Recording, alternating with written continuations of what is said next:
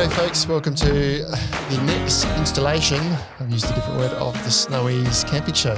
Are you right there? I had a big yawn. Right as well. So you had plenty of opportunity before we started. No. Sorry, I don't know if you want to do it again. Saved it for the viewers. No, it's how we roll. If you haven't already done so, you can subscribe to the Snowy's Camping Show via YouTube, your favourite podcast app, and you can join in on the conversation at our Facebook group called Snowy's Camping Banter, which is where some of our questions came from today. Interestingly, just in the last week or so, we've had two questions in particular that relate to types of vehicles for camping. Now, we don't sell vehicles, obviously, but the topic of how do I fit, or, I suppose we ask what sort of car do you have quite often, because that can depict what type of camping gear.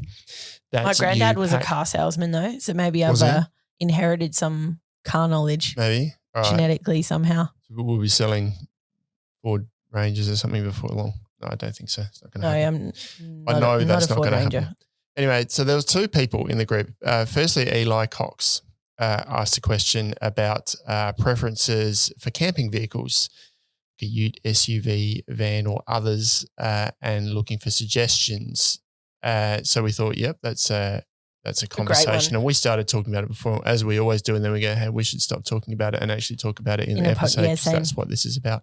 And then a really interesting post just a couple of days ago from recording this anyway, from a banterer called Natty B.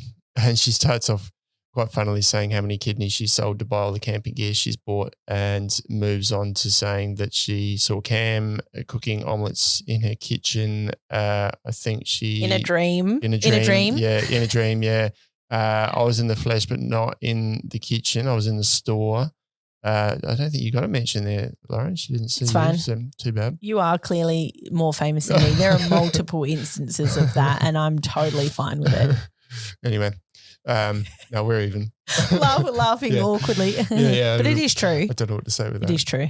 Anyway, we'll save that for no other episodes. Anyway, so stockpiled a heap of stuff in her spare room. I'm what do you call it? When you're not reading at all.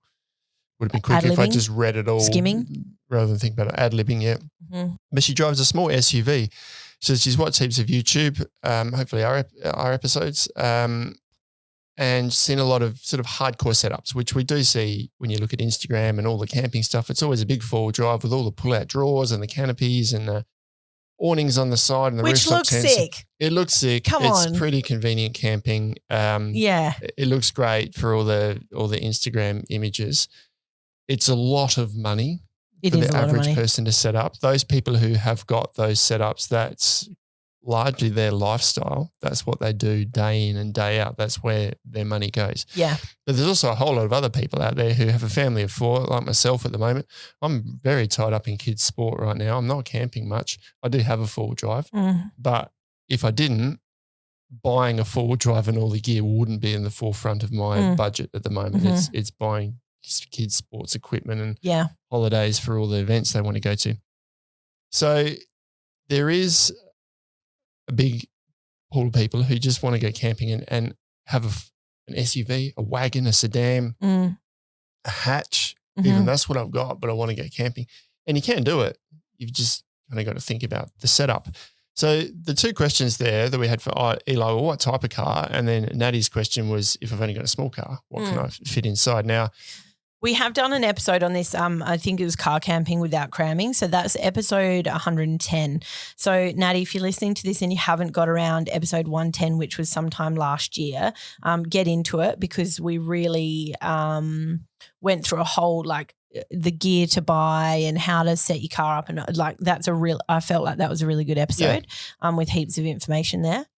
But it's interesting because, I was like, let's do Eli's question, because for me, it's really forefront of my mind now, vehicles and things like that, because, my circumstances have changed over the last couple of years or year or two or whatever. And so now I'm thinking about, well, what sort of camping setup do I want, especially for the next chapter of my life?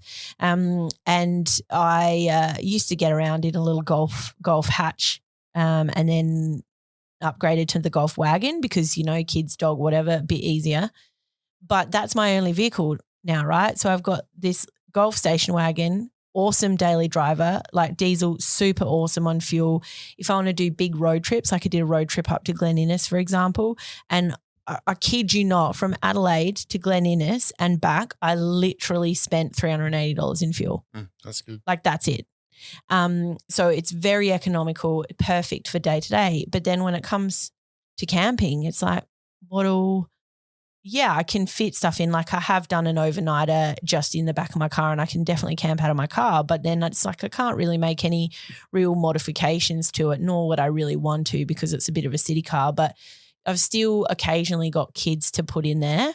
And then it's like, well, my kids are getting older now and they're not necessarily really like, my lad's 18 this weekend. He's not really going to want to be doing heaps of stuff with me moving forward. My other two aren't far behind him.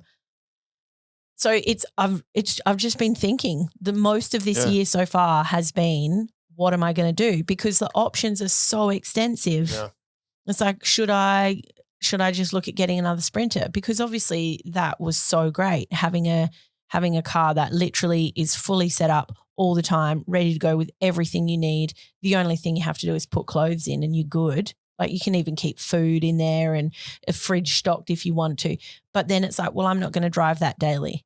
That's not what I'm going to do to go and visit family, or like it's not. So then if you go that route, you're literally locking yourself into, now you're yawning. You're literally you're literally locking yourself into two different vehicle registrations and things, right? Which is expensive. It's expensive. But then at the same time, you could argue, well, some people will have a caravan and a car or a camper trailer and a car. And so that's two lots of registrations, or some people might have a motorbike and a car. So I guess it comes down to your priorities. Yeah. But then the other question is, okay, well, if I just only have one car, how do I want to set that up? Yeah. Do I want a rooftop tent? Do I want to swag it? Do I want to tent it? And so it's sort of, I guess, I can't decide what setup I want. And I think the setup is then going back to the car. And so in the instance where I know I've done a lot of talking, folks, so hopefully you're still hanging in here, but that's why I'm yawning. Yeah. The car camping without cramming episode was really good for people who already have a car. But then if you're like Eli and you're like, well, I'm in the market for a car. I want to get a new car. What car do I get? I think you can't answer that until you can be sure about what camping setup you want to have and where you want to go as well. The type of camping you want to do. Yep.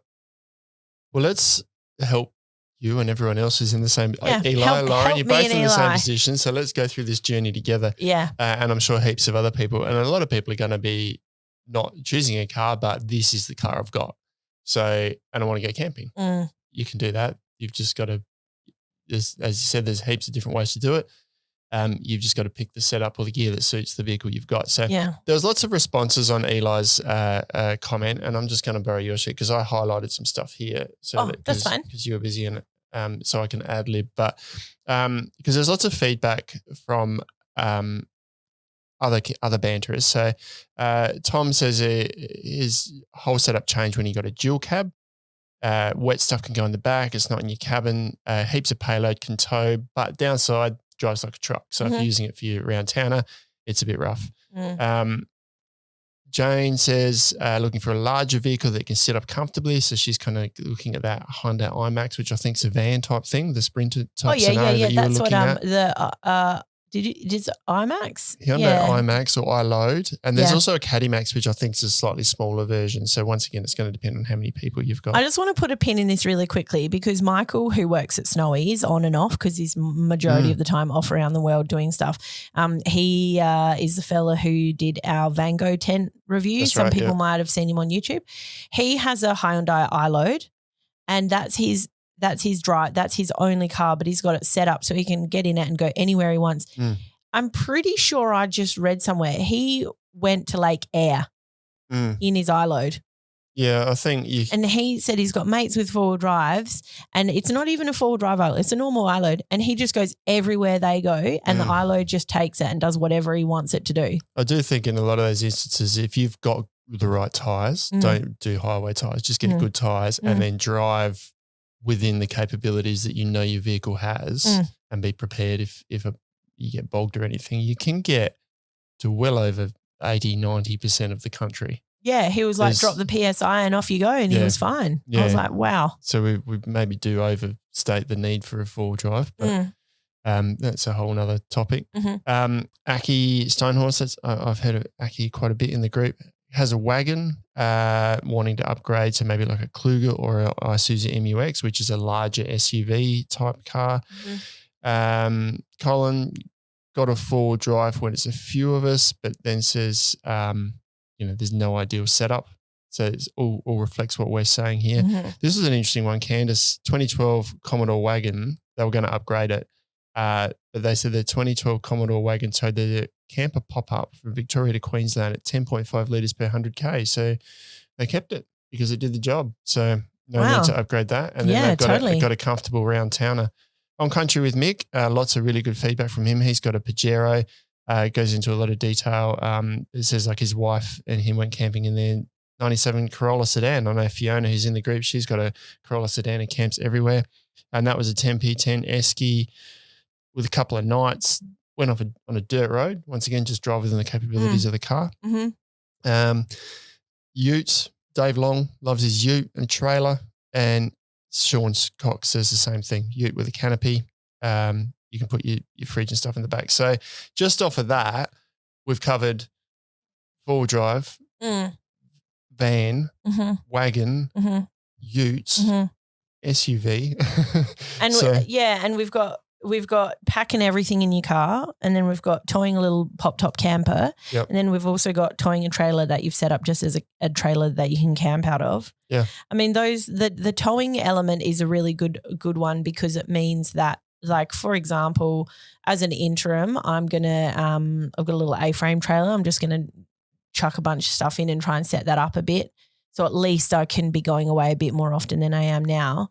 It's only $60 to register for the year. Yeah.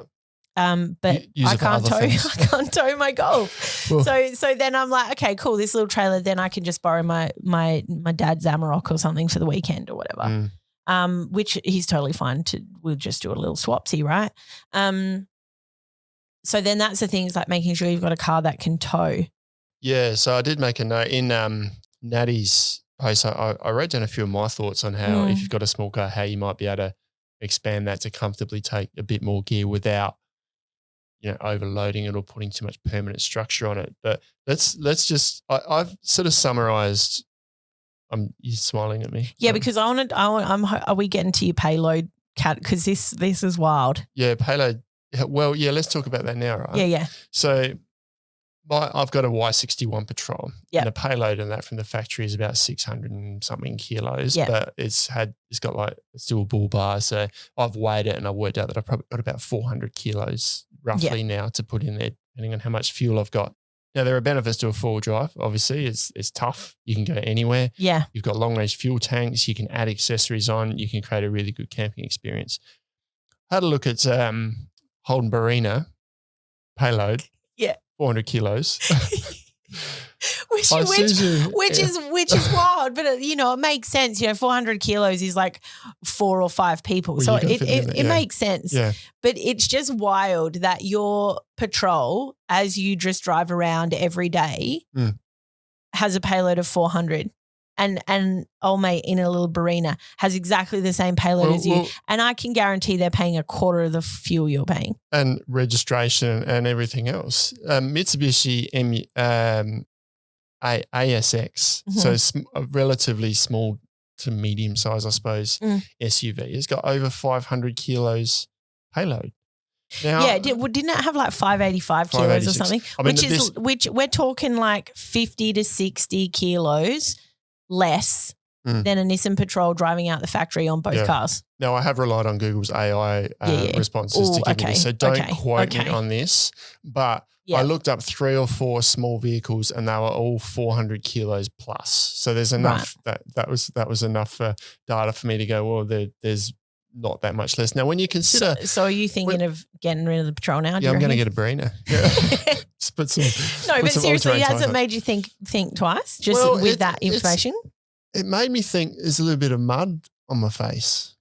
Okay. Because there's this mentality that we go, oh, we need to get a 4-wheel drive for camping. And then when you look at, let me take a step back. We need to get a 4-wheel drive for camping so that we look like we're doing the right thing. But I've got a Honda Jazz, right? Or my family has a Honda Jazz. I think I can, from in the driveway, I think I've actually got more payload in the Jazz than I do the Patrol because there's nothing extra on the Jazz. Yeah. The Patrol's got a bit of a shelf at the back. There's a fridge in there at the moment. Steel bull bar. It's got a couple of roof racks. As you know, I travel pretty light, but by the time all that's on there, that I can fit more in the Jazz. And I keep thinking when I go to get stuff from a garden shop or something, I better take Patrol because I've got to get a fair bit of stuff. Now, if I put the seats down in the back of the Jazz. Didn't you go and get like a whole bunch of compost or sand or something in your Jazz? Kindy down the road, they said, you want all this for your garden? I went, yeah, sure. So I put the thing back, seats down in the Jazz and just had this big cavernous space and just loaded the back up and drove down the street 3 or 4 times. There's heaps of room in there. I could fit a bike in there. I can't do that in my Patrol because I've got a cargo barrier and all of that sort of stuff. So it does make you stop and think. Yeah, it does. Yeah. What am I doing wrong here? Now, I guess the downside is. But inversely though, right? If you're like, I want to do a half lap. There's a bit more space.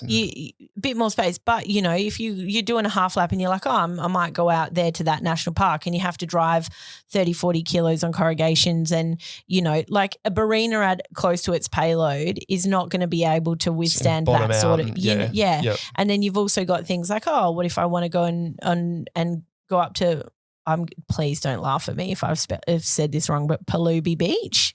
I think it's Palubi Beach. Yep. If you want to go up there for a long weekend or something, you can't drive a Barina on the beach realistically, especially with the payload. So, it's the 4-wheel drive side of things versus in this conversation just in your driveway. Sure, serious considerations if you are caravan parking. Absolutely. And that's where I was going to go with this. If you want to do that remote camp setup, and you can do it in a sedan or a SUV an iLoad as Michael does. Yep. But with a 4-wheel drive, you can set it up such that you literally park there, fold out your campsite and start cooking and camping. There's huge benefits to that, a lot of cost to it as well. There's people in some of these comments who said they've done the same thing in a small car, but the downside is everything gets packed in and everything gets packed out. So the car is largely independent of the actual camping setup, not integrated. Who was it? There was somebody on Natty B's post, and I cannot think of what their name was off the top of my head. Maybe Kate. Let me have a look. They had like a Toyota. It's like I want to say Ultra, but I don't know what cars' names are at all, to be perfectly honest. Well, have a look if you're listening, and have a look at these posts and the photos too, because there are some pretty bougie setups from some very compact cars. And there was someone somewhere, it was on that our last episode of Car Camping Without Cramming. Someone said they do feel a bit silly when they've pulled up in their 4-wheel drive and set up their camp and all their gear and everything. And then someone pulls up in a hatch next to them and sets up a very similar, comfortable campsite. Yeah, from the same thing. Yeah. Oh, it's gone. See, I can't think who it was. But it was like a you know what I'm talking about. They're like like a Camry sedan, but a little bit bigger, or like an Ultra or something. I don't know what they're called, but it looked like that, just like a little black sedan, coupe sedan looking thing, and they had like a tent. Oh, and is the one? This is what we're looking at before the episode. Yeah. This here. Yeah, that one. Yeah. Katrina Mayer. That's it. She's got a gazebo. She's got a tent. It's canvas tent. A canvas tent, a Pretty gazebo, comfortable. ground sheet. Looks like like a table, a couple of kitchen cabinets. She's got some hanging storage. It's pretty comfortable a couple setup. of chairs, stoves, like all of that stuff. Pretty comfortable. Anything that you could camp there for a week easily. And she's just in a little bloody sedan. Does it say what car she's got? It's ridiculous. She says You just would never have thought about that. Like I would never. Just two-door coupe. Two-door coupe. That's what, you know what I mean? Like she does finish it by saying it's hard when we try to fit the fishing rod and bucket sometimes. So when you have a setup like that, it is a jigsaw. And I know Fiona who's in the group will talk to that you buy stuff and dimensions and how you pack it are really important. Yeah. So that's the downside is that while everything comes out and you've got your car to use during the week, when you pack it for camping, you got to pack it the same way each time, and that does sometimes result in frustrations because you're like, it fit this morning and why doesn't it fit now? And I think that like goes back to the argument of the Sprinter or the 4-wheel-drive with the rooftop tent and the drawer system and things, is that it's just there.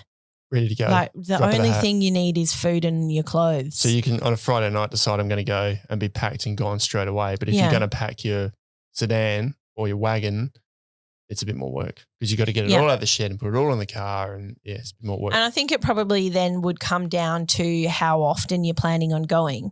So for me, ideally I want a setup that makes it accessible for me to go once a month. Yep. For a weekend at least once a month, maybe 3 days. Mm-hmm.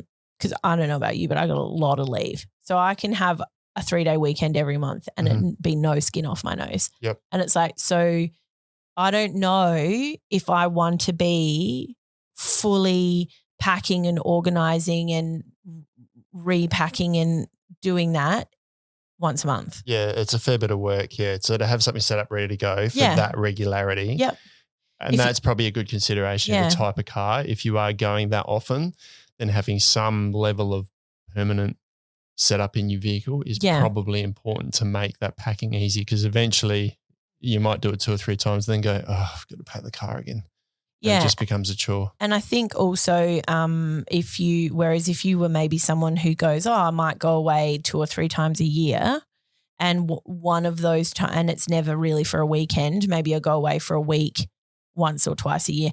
That's a much different situation. Yep.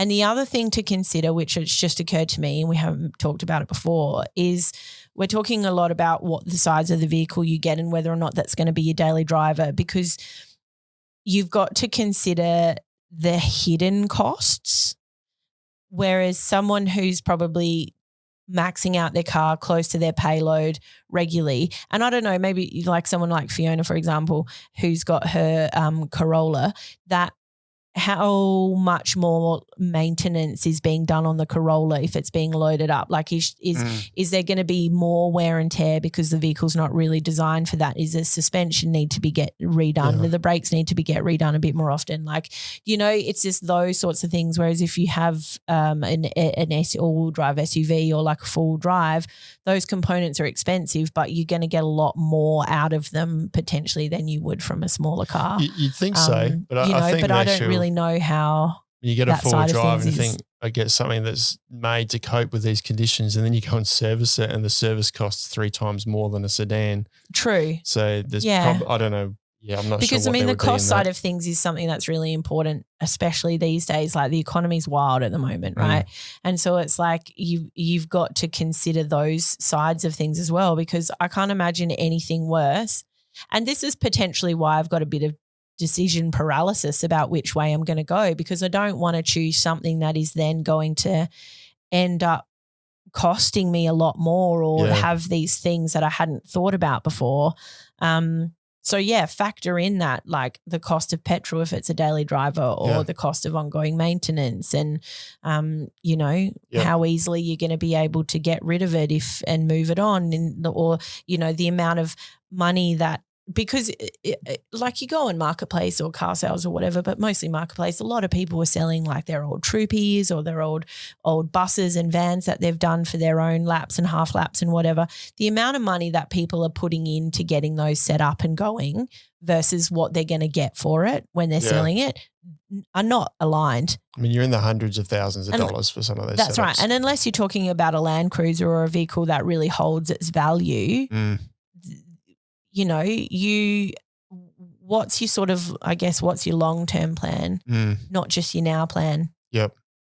I don't know if I'm making this any clearer for people. Well, but I wasn't quite sure because I think one of these comments here was there's no ideal setup. So I guess I came to the point of just thinking, let's just have a conversation about it. And I'm hoping heaps of people jump in with their suggestions. But I guess I tried to kind of categorize these cars a little bit to kind of give you a starting point, I suppose. But then you got to apply all the things that kind of we've thought along the way in this episode so far. But and right down to a hatch, like you can camp in a hatch. But I would say if you've got an everyday driver, you've got a hatch. A lot of people have a hatch because it's a get around the city type thing. And you want to go camping, yes, you can, absolutely. Probably best for 1 to 2 people because 4 people is going to get pretty tight in a hatch unless you add a trailer or something. But I've got a few notes in when we get onto Natty B's post on how you might be able to sort of expand that out. So 1 to 2 people in a hatch. And someone mentioned that in this, I can't remember who it was. Someone said that their wife, it was on Country with Mick, said that he and his wife camped in their 97 Corolla sedan. Oh, that's a sedan, not a hatch. True, yeah. So hatch, sedan, getting sort of 2 to 3 people, I suppose, and that's thinking you've got a bit more room in the boot and you're probably putting a bit of seats down, like seats down or filling up your seats. And a bit of length for a longer gazebo or something inside. Whereas a wagon then goes to a family because you should be able to fit most of the gear in the back of a wagon, bearing in mind the weight, and then you're 4 people in the front. And you're then getting up to something that can tow as well. So in which instance you can add a trailer for all the gear. Yeah. And that's for largely, like if you're just caravan park camping, like you said, even a lot of national parks where you've got pretty well maintained dirt road into the national parks, all of these cars are going to make it just fine unless the weather's really, really bad. Yeah. Drive to the condition of your car. If it is a bit corrugated and you're in a hatch, just be mindful of that and take it slow. It's going to be a rough ride, but you'll still get there. If you do want to go a little bit more, spend a bit more time on the rough roads, going for an SUV gives you a little bit more clearance and a bit more comfort on those rides. But SUVs kind of range from anywhere from almost a hatch size through to a wagon size. You've just got that sort of taller, higher vehicle that maybe suits off-road a little bit better. So I would look for one of those type of cars if you also need that for your daily drive. So during the week, you need that boot space to throw kids' sporting gear in. Maybe you have roof racks with your bike on the top because you cycle during the week. Go with something that drives pretty comfortably. Because you're going to use it for your daily drive and you're not going to have the hidden costs that you talk about, the extra fuel during the week of driving a massive truck around with your, rooftop tent strapped to the top, using a lot of extra fuel, carrying stuff around that you're not using that day. Mind you, though, just on the SUV side of things, I'm potentially slightly smaller. Sorry, I'm speaking too fast. My brain is moving faster than my mouth. Rooftop tents now, with especially with the Inspired Overland, super easy to pull it off if you want.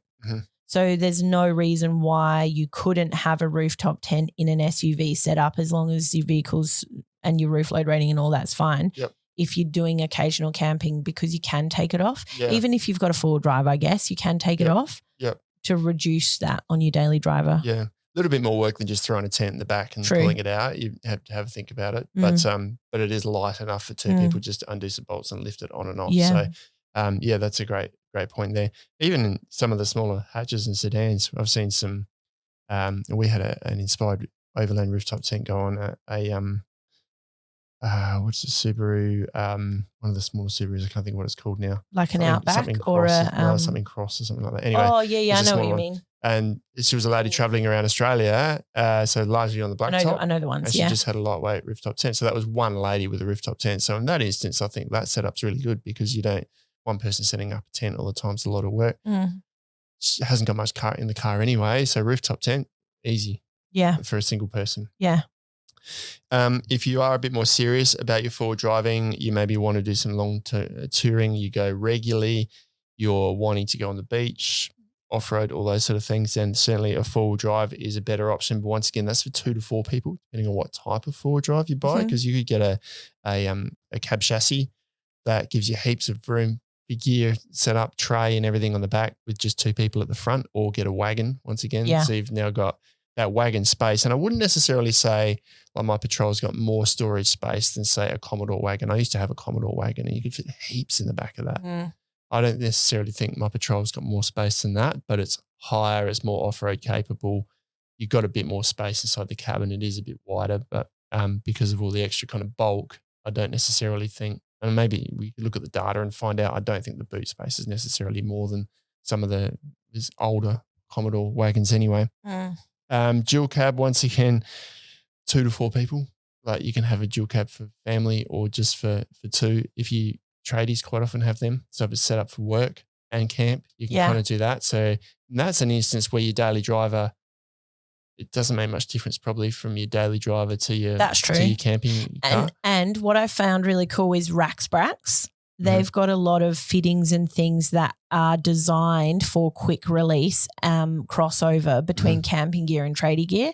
So they've got like pipe holders and shovel holders and all sorts of things that you can just quick release off your tradie vehicle and quick attach an awning in exactly the same spot. So that's a really good way to sort of hybridize that. And that's getting to that like convenience at a cost kind of thing. You've got a bigger car, you've got all the gear, and those brackets aren't cheap, but they add a lot of convenience and versatility to your setup.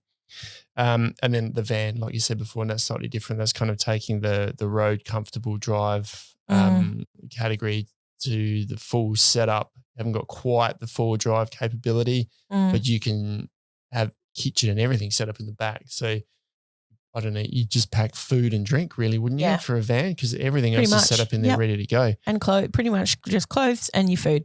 Yeah. So the four-wheel drive dual cab van category is that partially set up, ready to go at the drop of a hat type category, whereas your hatch through to your SUV is, if you're camping regularly, you're probably going to find it frustrating that you have to pack everything all the time. Yeah. And on the third option is having a trailer. Yeah, which you would sort of fit in, which could easily be done with your sedan, wagon, SUV category. Even hatch if you've got a small enough trailer. That's true, and you've got a tow. So that's a really good segue. Nice work to Natty B's question, because her question was more around, she says she's got an SUV. So how does she now fit all this gear into her car? Now, I hope she's considered that when she was buying everything. And doesn't like the physics of like, I've got 400 litres worth of gear if I measure it up, and I've got 200 litres of boot space. That's just not going to work. So I've made some suggestions here on maybe considerations for a small car. Firstly, additions for transport, which goes onto the trailer. So adding a small trailer. If you got a hatch, don't put a big trailer. Just get a little trailer that you can put a bit of gear in. You're not towing heaps, because that's a hidden cost. Once again, if you're towing with a car, you're adding strain to the car, more cost down the track. So small tow bar, obviously you get that professionally installed, and there'll be some parameters around the vehicle you've got and what it can tow. But even just the smallest of trailers to chuck some of the bulkier items, tent and a gazebo, maybe even some sleeping gear in, is going to make a huge difference to how easy it is to pack. And how comfortable your car is to ride in. And depending on the sort of trailer you get as well, you can sort of set it up so the trailer itself is part of an interactive storage space. Like you could have a little bench in there that you and potentially open up a side. If you're not getting like a flat trailer or a cage trailer, maybe you get like an A-frame or a box trailer or something that has a side thing. You could maybe have a table, your cooktop. There's lots of ways to do it. And trailer can be handy for your day-to-day stuff too. Totally. When you want to pick up mulch or something from a garden supplies shop or something like that. So it's not just a one-purpose thing. And then you've got the likes of roof racks and a roof pod. Now that's slightly more permanent, but a couple of roof racks on a small car. You've got to be careful of the roof load and your gross vehicle mass and all those things. You need to consider all of that with all of the vehicles. Roof pod gives you waterproof storage up on the top. It's going to change your aerodynamics and fuel economy a little bit. And I have read that apparently, I think apparently that's really confident way to start that Very start that unlike topic, you, isn't Ben. it? Adding a roof racks or something on top of an already boxy vehicle doesn't make necessarily that much change of a difference. Yeah, but yeah, if yeah. you take an aerodynamic car and go and throw something on top, it can make a difference to fuel economy. So just consider that. But a roof pod's an aerodynamic kind of box that goes on the top, and roof racks is an easy way for you to store it. If you've got a gazebo or something, not putting too much weight on the top, you can get that up on top of your car. But probably the best way for Natty B's solution here is the gear that you buy, and we covered a lot of this in that last episode. But there's just a few new additions since that, because that was a year ago, and we've talked a lot about compact camping and vehicle space and everything since then. And I had a quick listen because I can't remember how the whole conversation went, but we talked a lot about camping gear or using hiking gear for your camping setup because it's more compact. But there are some camping options now that are made for that compact camping category. Notably the type of tent that you get, and like you can get I think we probably mentioned like 4-person domes, larger hiking tents and that sort of thing. But Zempire have now got a range called the Aerospeed, which is a really big but compact tent. You do the videos on those. Yeah, very, very compact. So that would be almost the first place I'd go to. Currently in the range, that's probably the first thing I'd go to for people who are saying, I don't have a big car. What tent should I get for my family? Aerospeed everywhere. And Aerospeed, 100%. If I was in the market for a tent today, that's probably what I'd get. And I love my RV5, but this is a 14 kilo tent that I can throw in at the back of the car without tying it on the roof. Yeah. It's a really good option. And is a quarter of the size. Quarter of the size. Yeah. Absolutely. Pack size, I mean. Yeah. And on that, we mentioned gazebos in the last episode, small tent gazebo for your living area. A lot of air gazebos now are far more compact than the big, bulky sort of Austrail gazebos that we've had before. So consider an air gazebo. Now, Helinox, there's other similar brands, Wanderlight, have got some chairs, so compact chairs, which they started off in that hiking category, but they've made bigger ones for camping. Once again, we touched on them in the last video, but Helinox have now got a 4-person compact camp table. Yeah, I did see that. It's very cool. Now, it's not cheap. Yeah, not cheap at all. But it's pretty cool. So it takes a little bit longer to set up than a lot of other tables, and that's the downside with compact stuff, but a really good compact option. Luno is another brand that we've had since then. Yes, that's true. That's got some car camping, quite a lot of car camping stuff. Yeah. So you could go down the path of not needing a tent to sleep in, unpack your car, set up your gazebo and your camp setup, and then just use your car as your tent with a mat. Like it doesn't have to be Luno. Expert have got their auto mat as well. So think about, you've already got your tent as a shelter. You could sleep in that rather than take a tent as well. So that's a significant chunk of space that you may not have to pack. So consider those things. What else have I got? It just goes on. Lights are getting more and more compact and more bright. Yeah. So don't go and buy a massive lantern. I've got a light bar kit that I thought was great when I bought it, and now I'm looking at like the hot cross buns. Yeah.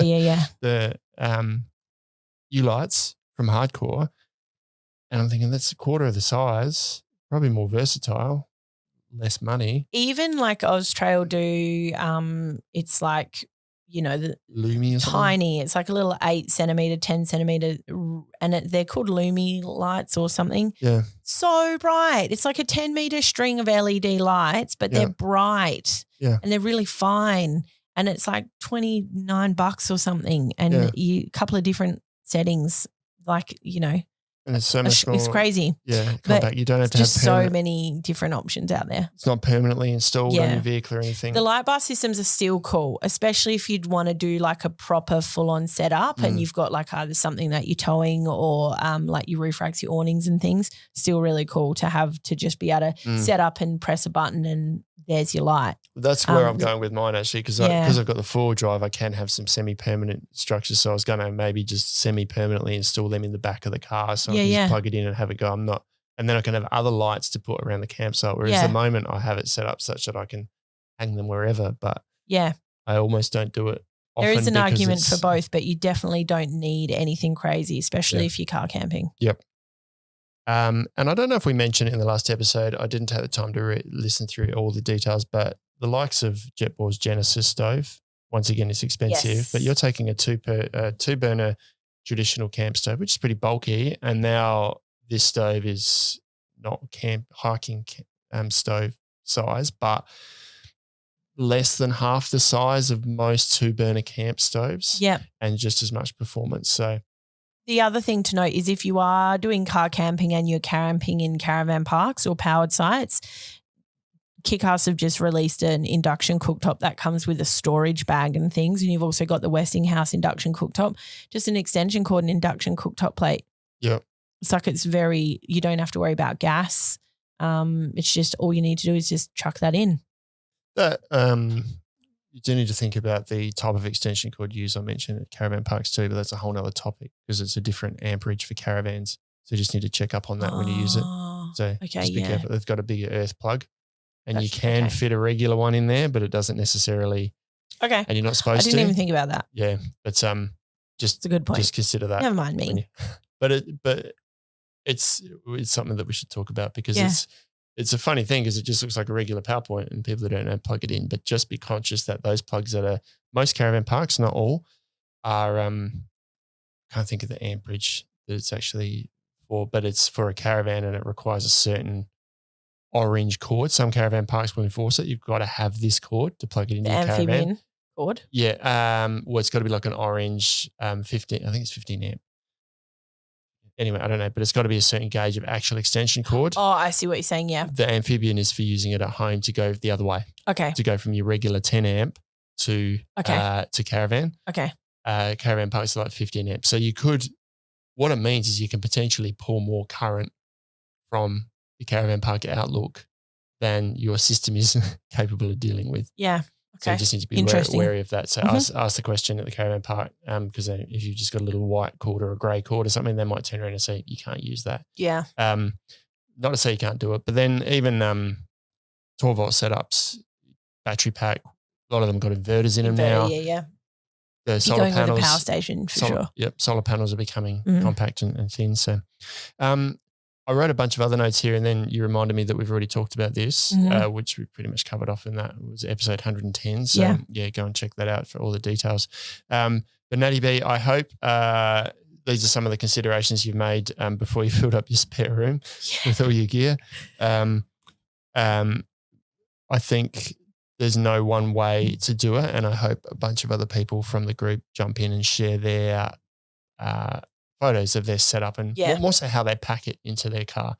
I know I've seen Fiona's shared a few photos of her setup, and I know it's very fastidiously placed in order to fit all the gear that she has. It's well considered. Every purchase, and it's all got to go in the right way to fit it in there. But she doesn't. She's done heaps of travel that way. So yeah.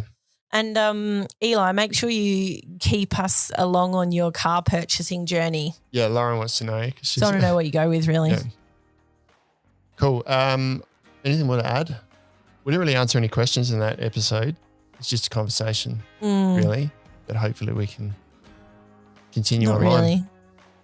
Not really. You'll have to post your updates, your findings as well. I'll post my findings. Everyone else that's in the same group. Don't hold your breath though, guys, because decision paralysis is a real thing, and it probably will take me a little while to really land on exactly what I want. And then you'll get it. You know what? In my mind, I was like, I just want a cute little Jimny that I can just get a GVM and like super up, and it'd be like this cute little micro machine that drives around and looks super beef. But then also, there's so many other questions that go with that. We need to get someone on the show that we can totally unpack their brains about the Jimnys, because we get questions about them all the time. Well, we've got Jimmy's Jimny. We'll get him on at some stage to talk about the Jimny. He's a Snowy's ambassador, and he's got a Jimny with an inspired overland rooftop tent. He was at the Sydney show with us. He camps out of that all the time. So I have got that on my to-do list. Cool. James doesn't know it yet. So. Yeah, hopefully not listening to the back end of this episode. Surprise. Cool. All right, guys. Thanks, guys. Please jump in the conversation on YouTube, or particularly the Facebook group. Post your photos of your compact camp setups or whatever you've got set up, however you prefer camping, and any advice you can give to any of our other banterers who are trying to work out what vehicle to spend their hard-earned money on and enjoy the camping lifestyle. Thanks for tuning in. Catch See you next later. time. Bye.